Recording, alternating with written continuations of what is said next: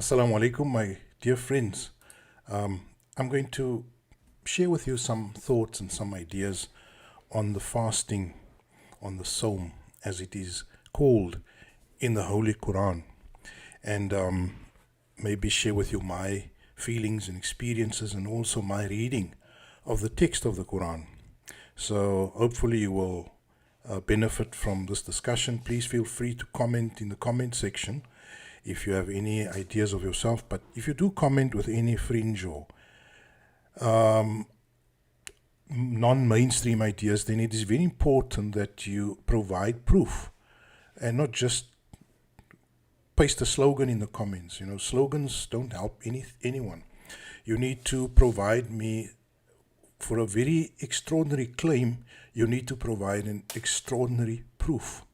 And we know the Quran says you should bring your proof if you make any claim. So just a note on that if you'd like to comment on my discussion here. So what do I want to share with you as far as the month of Ramadan is concerned? First of all, the idea of fasting is rooted in the Quran and is related to the month of Ramadan. And if you just look at the verses that are relevant in this respect, they start from chapter 2, verse 183, very early on, Surah Baqarah of the Quran.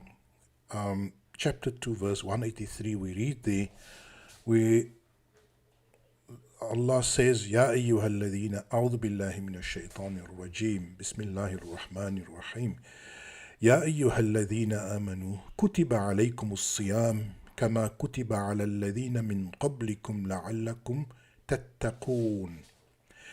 Now, just an important thing to note here as far as this verse is concerned, kutiba alaykum as-siyam, the fasting is prescribed to you as it was prescribed to societies before your time. Now, there's a point there, the last word in this verse is tattaqoon. Now, if you will find one of my videos where I lay out the meaning of the word taqwa. If you examine the word taqwa throughout the Quran, you will find it mentioned often on its own, la'allakum tattaqun, that you may practice taqwa, or it is often used in conjunction with the name of God, ittaqillah, for example, right? So I have taqwa of Allah. So my explanation of the word taqwa, as you can see there, is considerate, to be considerate. And that is what I maintain from studying the word taqwa in all its occurrences in the Quran, is that it in fact alludes to the concept of being considered, being measured, being a concern, being a person of concern. And when it is used in conjunction with the name of God, ittaqillah, for example, then it means being considerate of God. So in other words, considering God. So there's two forms of being considerate. The one form is being considerate, just being considerate, being a measured, being a restrained, being a thoughtful person. But there is also the concept of taqwa, which is being thoughtful of God. So there's two ways in which we can think about the concept of taqwa. It is being considerate, just being considerate. Even if you're an atheist, you can be considerate. I mean, the Quran starts out by saying, ذَلِكَ أَعُوذُ بِاللَّهِ مِنَ الشَّيْطَانِ الرَّجِيمِ بِسْمِ اللَّهِ الرَّحْمَنِ الرَّحِيمِ ألف لام ميم ذَلِكَ الْكِتَابُ لَا رَيْبَ فِيهِ هُدًى لِلْمُتَّقِينَ هُدًى لِلْمُتَّقِينَ. So it starts out by imploring those of taqwa, those who are the muttaqeen, that this is where you will find guidance. So if you are already a person that possesses the quality of being a considerate human being, then this book will be perfect for you. It will be perfectly suitable for you.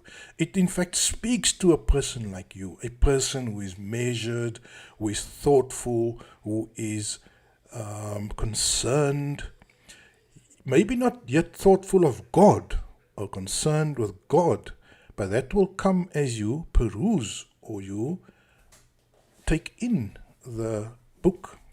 So I need to make very, very clear that the word taqwa has been mistranslated very, very reductionist, in a very reductionist way, to the word fear.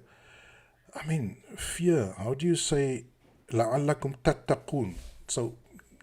So that you will be a fearful person. Fearful of what? You understand? If you take that meaning of fear, لَعَلَّكُمْ تَتَّقُونَ, then that loses much of its meaning. So we have to apply the proper meaning which makes sense across all the occurrences of the word taqwa, which is to be a person of consideration, to be a considerate person. And also it makes sense when the first verse of Surah Baqarah says, Udallil Muttaqin. It is a book that offers guidance for those who are already considerate people. Now, I'm going to tell you something now, just aside, related to the topic, that I've met many, many, many very considerate people, very, very measured, thoughtful people who are not believers. In fact, I have met people, kind, decent, considerate, gentle, fine people. I call them, or the word I've heard applied is salt of the earth people. As decent as you can get, but they are not schooled or brought up in a Muslim home, or they are not believers in a traditional Muslim sense, but they are people of consideration. And so that is why this word taqwa, tattaqun, is something that transcends. It is beyond Islam. It is something that is pre-Islamic, the concept of taqwa. And by pre-Islamic, I mean it is before you are a believer, a Muslim, a mu'min, you can be a muttaqi. You can be a person of decency, consideration. I remember at school, I had some friends in my class, and some of them also, I always looked up to them, and they weren't necessarily Muslim, they were Muslims, but they were also Christian friends in class, who were people who were really thoughtful and considerate people. So I want us just to be very clear on the word taqwa, that when we say Ya ayyuhal ladhina amanu, then the meaning correctly should read, heed this you who embrace this scripture. Fasting is prescribed on you as it was prescribed on those before you, in order that you may become considerate. And that is really makes the most sense here, because if you think about the idea of fasting, voluntary self-deprivation, it's one of the most difficult things you can imagine, is to deprive yourself voluntarily, because that is the one aspect of modern society that is not rational or logical. You see, why would somebody deprive him or herself voluntarily of a pleasure, of a satisfaction of a need, of a physiological need? Why would somebody deny themselves voluntarily? And that is the whole idea of this deen, of the deen of Islam, of the Qur'an, is that we are a people who are not slaves to our desires. We voluntarily will refrain or abstain from certain things which we can indulge in. For example, alcohol. We can indulge in alcohol if we like. Nobody's going to kill me if I start drinking. Nobody's going to kill me if I start smoking tomorrow. It's a volunteering action. It's a voluntary action. And that is one of the concepts of this book, of this deen, is the concept of volunteering, of doing something that goes against your own craving, your own need, your own desire, your own interests, in fact. Right. So that is why the purpose of the Psalm, La Siyam kama kutiba ala alladhina min qablikum, and then the purpose is given here, la'allakum tattaqun, so that you may become considerate people. So that you may become considerate. Does that make sense to you? Let's quickly move to the next verse, which is also part of the series of verses, where Allah says, أياما معدودات فمن كان منكم مريضا أو على سفر فعدة من أيام أخر وعلى الذين يطيقونه فدية طعام مسكين فمن تطوع خيرا فهو خير له وأن تصوموا خير لكم إن كنتم تعلمون. Meaning, the translation, it consists of a scheduled number of days, but for those of you sick or traveling, it is a number of days at another time. Those who find the fast strenuous should pay a ransom of food to an indigent person. But whoever does good over and above the minimum will gain even more, since fasting is good for you if you only knew. That's a very, very key point. So first of all, the mechanics of the process of fasting is laid out here. And first of all, as with all other practices in the Holy Code, in the code of the divine code in the Qur'an, it allows for human need, for your reality to be counted and considered. So although the verse states that it consists of a scheduled number of days, ayyaman ma'dudat, it does allow those who are sick, who are feeling unable to perform the fast, whether it's a flu or whether it is simply a stomach ailment or whatever, or whether you are traveling, because in traveling there's also not always the possibility of having food when the sun sets or when the sun rises, or being sure of your routines. So when traveling, then you are allowed to swap out the days for days at another time. Right. Those who find the fast strenuous, so in other words, if you are unable to fast at all, if the fast is just simply not doable for whatever reason and at whatever age. I sometimes say that I once welcomed a newly converted person into my home who just recently embraced Islam. And I was very clear with this person, look, fast if you can. But if it's too strenuous, the Quran doesn't compel you to fast if it's too strenuous. For us growing up in the fast, obviously our bodies are accustomed to skipping food for the entire day and especially drink. Here where I stay, we have sometimes up to 16 hours, I think 4 a.m. until about 8 p.m. What is that? That's roughly about 16 hours. So we are accustomed. When I was a child, the first time I fasted, I was about 6, 7, 8 years old, and I managed to pull through 16 hours. It was in summer, around about 1970, 71, 72. We had summer fasting in the southern hemisphere. So it is not intended to be strenuous. So if you're living at the North Pole and you have 24-hour sunlight, there's no fasting for you. Simple as that. There's no fasting for you. The weather is extreme, the climate is extreme, and the fasting is not intended for those types of climates and environments. So if you want to fast, then you relocate yourself to a more moderate climate, or you tune into some other time calendar that will allow you to fast, maybe with Mecca or with whatever country. Right, so it should not be strenuous for you to fast. And if you can't fast, then you could swap out the idea of fasting with the idea of nutrition, providing nutrition to an indigent person. But as it says here, but whoever does good over and above the minimum will gain even more, since fasting is good for you.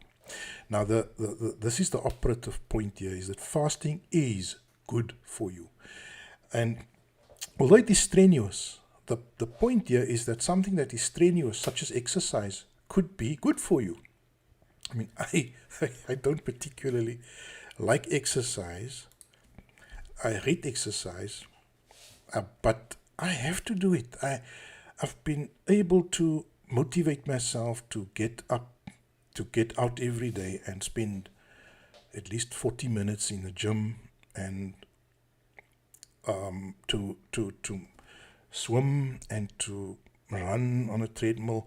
These are strenuous things and I really dislike it, but it's good for me. And it is the same with fasting.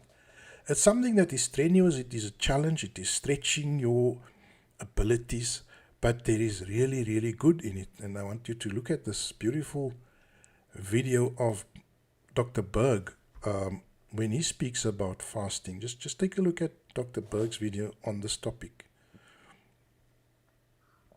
16 people out of 100,000 people get cancer. So you can see, if you live in these countries, you have a much less risk of getting cancer.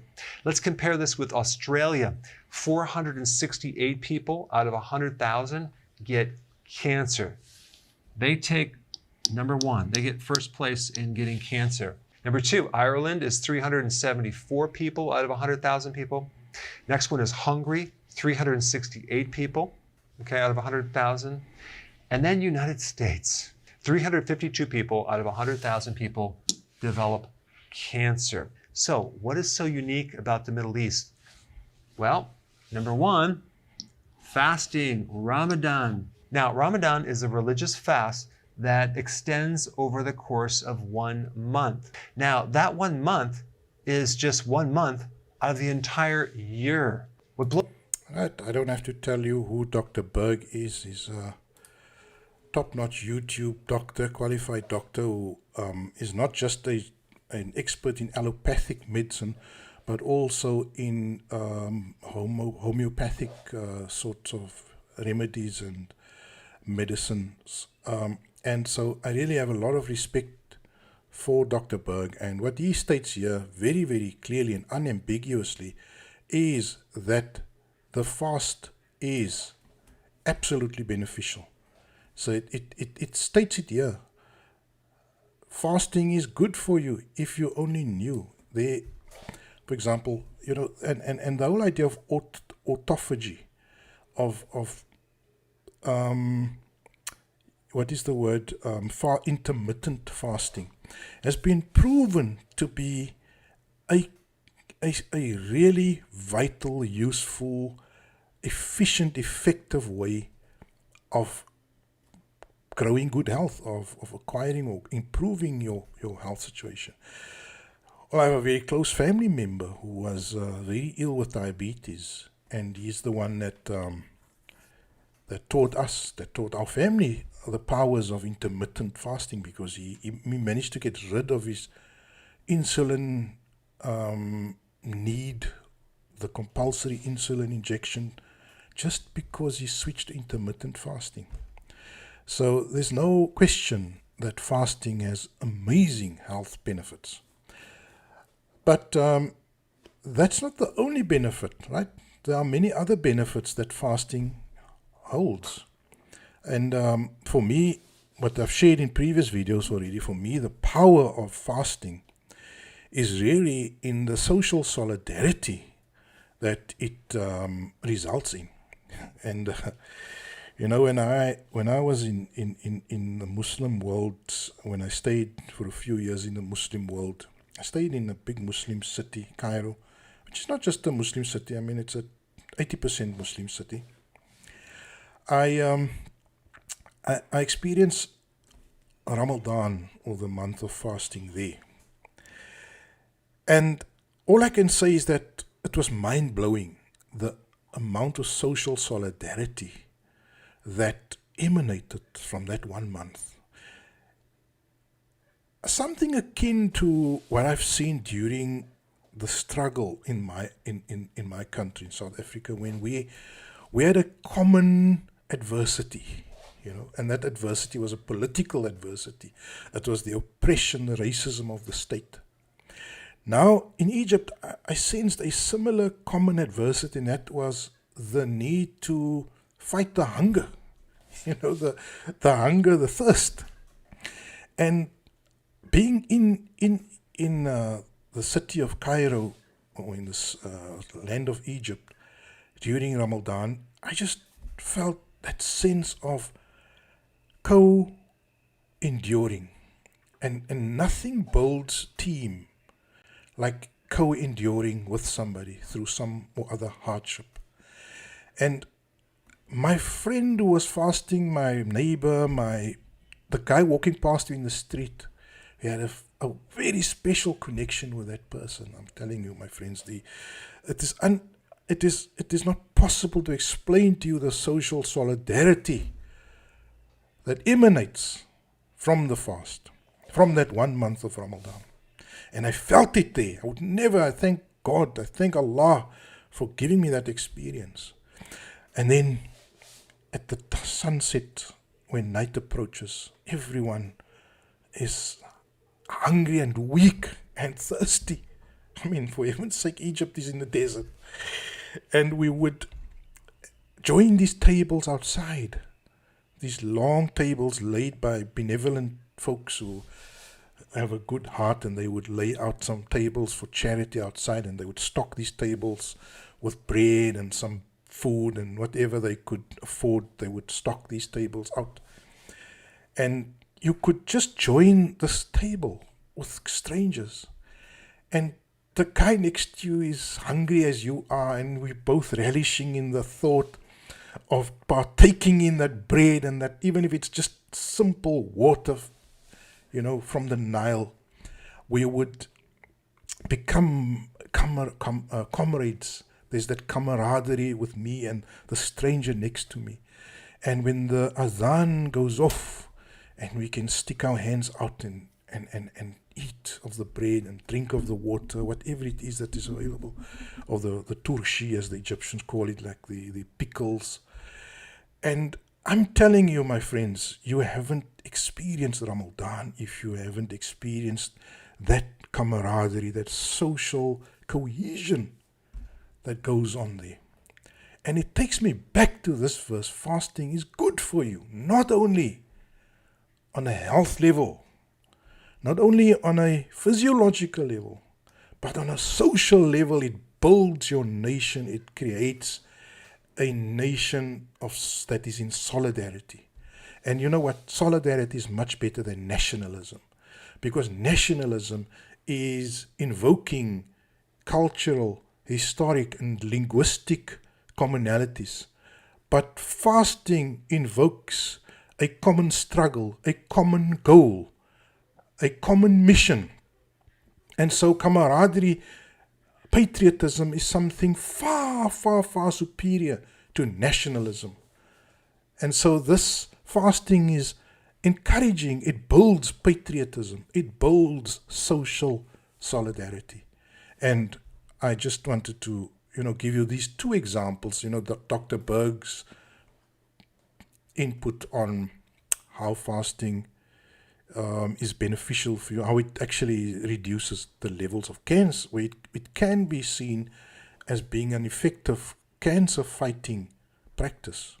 Well, I have in my own family an example of how it ends diabetes. So it is good for you.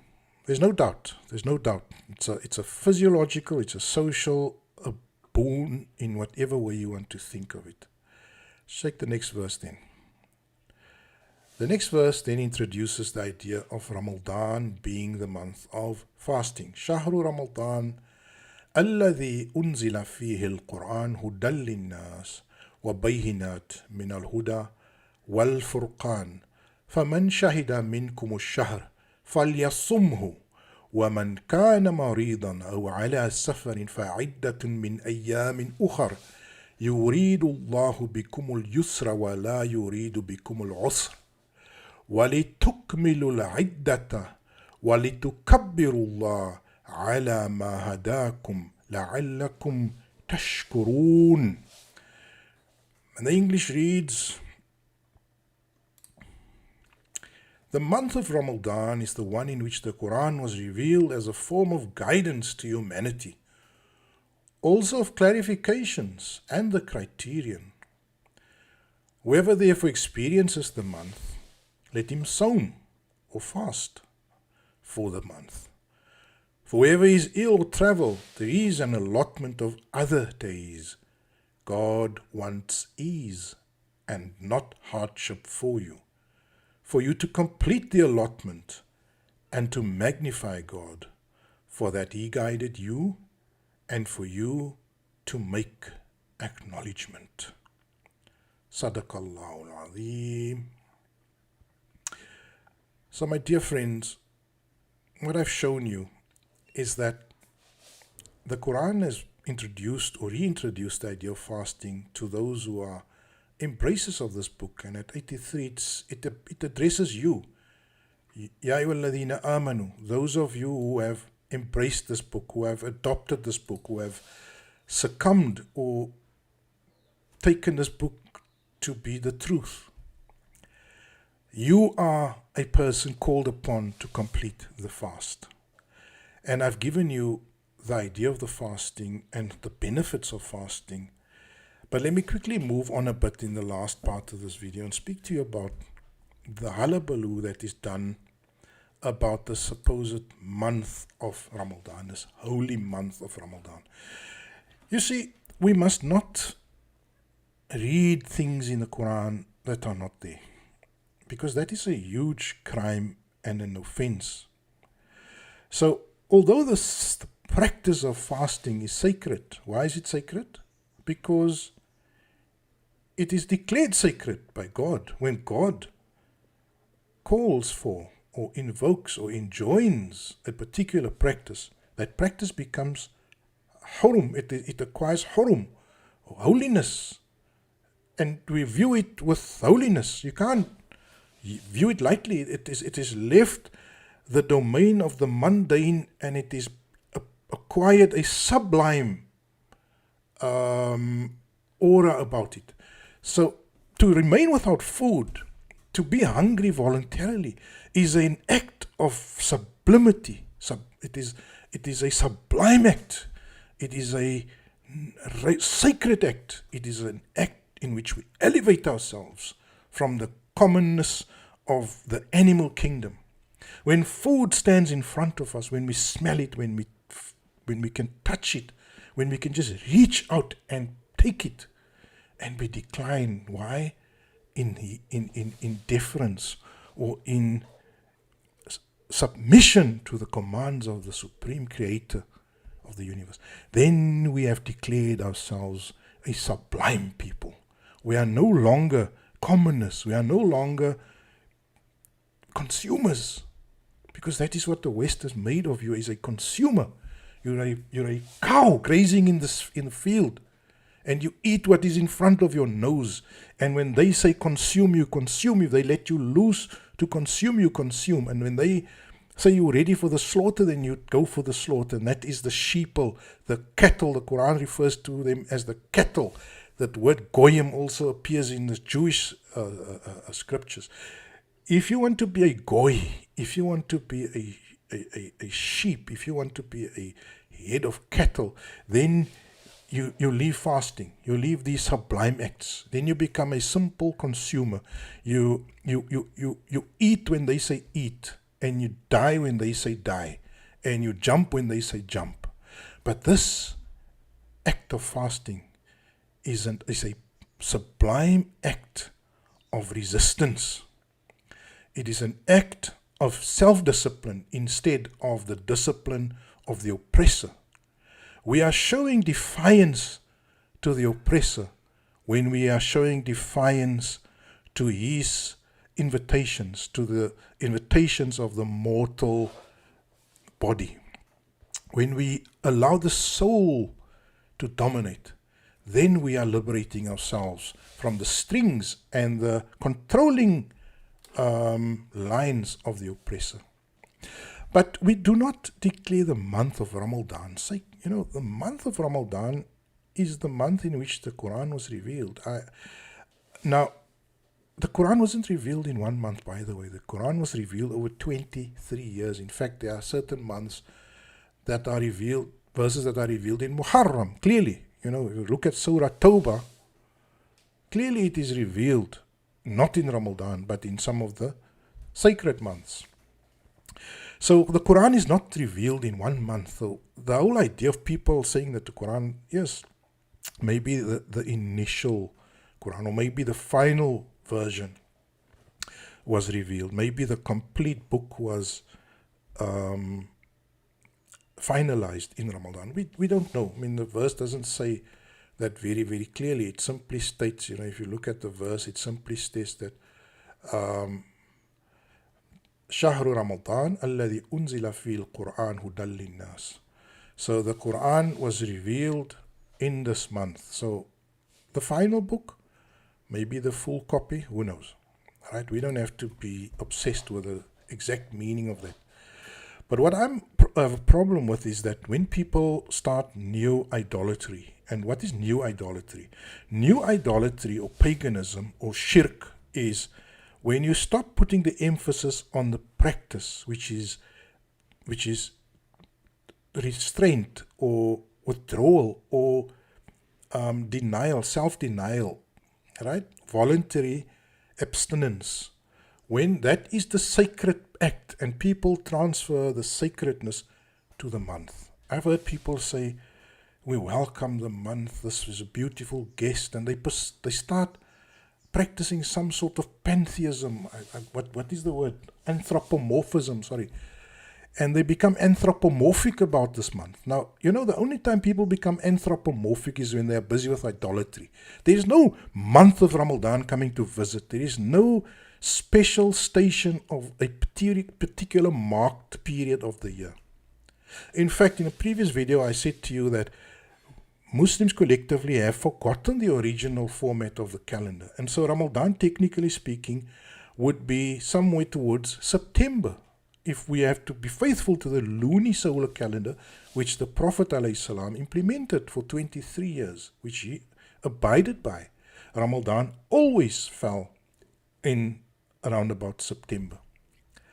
And but those are not, you see, if we sacralize or sanctify a particular period, then we lose the real point of Ramadan. Sacredness or holiness is only conferred by God, my dear friends. We can't go and invent new concepts to make sacred, like a month or a piece of earth or a piece of, whatever, or a human being or a book besides the Quran. So I'm just saying to you that things I hear in Muslim chats and so on is where they are anthropomorphizing, or that's a mouthful, where they are committing anthropomorphism, where they are creating human or personal attributes to a month which don't belong. We view as sacred our abstinence from food and drink and sex. We view as sacred our solidarity with our religionists or those who are in the same deen as us. And that is the point of the sacredness.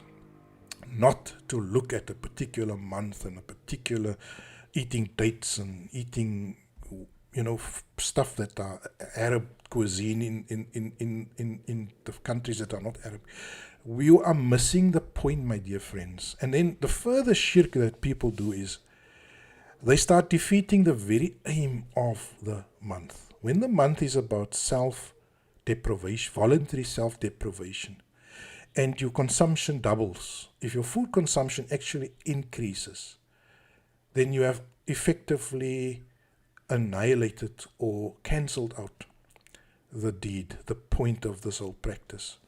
So we ask Allah Almighty, as this month approaches, that He will give us the strength to endure. And even if we can't endure, that we will find other ways of then compensating and be in solidarity still. And that we will build our health, build our social cohesion, so that we are able to confront and meet the challenges. You can't meet the challenges of the elite and the corrupt establishment in the world with an unhealthy body. or with a sick society, or with a society that is consumerist, or a society that is fractured politically, that is built on animosity and mutual hatred. Social solidarity and personal health, let that be the mission for this Ramadan. Walhamdulillahi Rabbil Alameen.